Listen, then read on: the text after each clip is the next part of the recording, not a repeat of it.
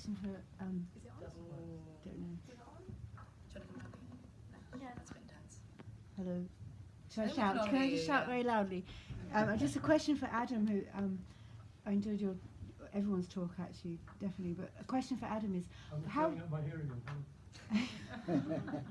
how do you I'll actually leave my teeth in there. how do you actually cure people after meeting them for 2 sessions? Is what How I do would you- like to ask. How do you cure men after meeting them You for 2 don't cure sessions? them. But you said that you did. No, I said I can stop them. You being can stop violent. them. Okay. So how do you manage that? Read my books. you want the you want the elevator pitch. Okay. You have to confront every level of denial, one after the other, and you have to do it very forcefully. And you play a trapping game. And it's about as close as you can get to CBT in anything that I do.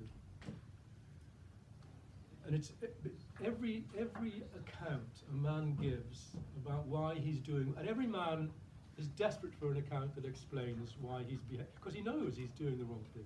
Every abuser knows, because after the violence, it's a cycle. There's the shame, the remorse, the humiliation, all phony.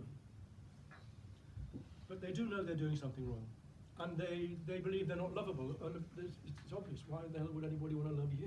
You know what I mean? So every narrative, every account they give is internally full of contradictions. You challenge the contradictions, and you just close off every avenue of escape. And so, in the end, in a very, very short process, it's about getting them to the point where they say, I decide to do this. My violent behavior is, pardon me, is decisive, because it is decisive, and it's instrumental. They say they're out of control. Where did they take her body is the obvious question. What do you mean, where did they take her body? She's not dead. But if you were out of control, why isn't she dead? Oh, well, I never wanted to kill her. Oh, you mean you actually were making decisions as you were beating her about how much you were going to inflict on her? Do you see? So that's the kind of thing you do. And it's very, very fast. It really is fast. I'm not going to claim 100% success, because that would be grandiose in the extreme. But I would say the vast majority of violence,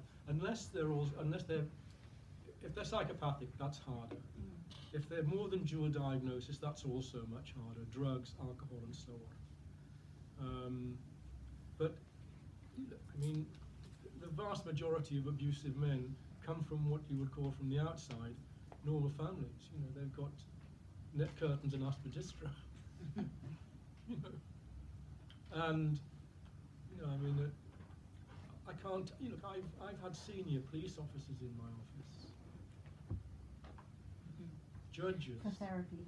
lawyers. I've also had dustbin men, unemployed people, homeless people.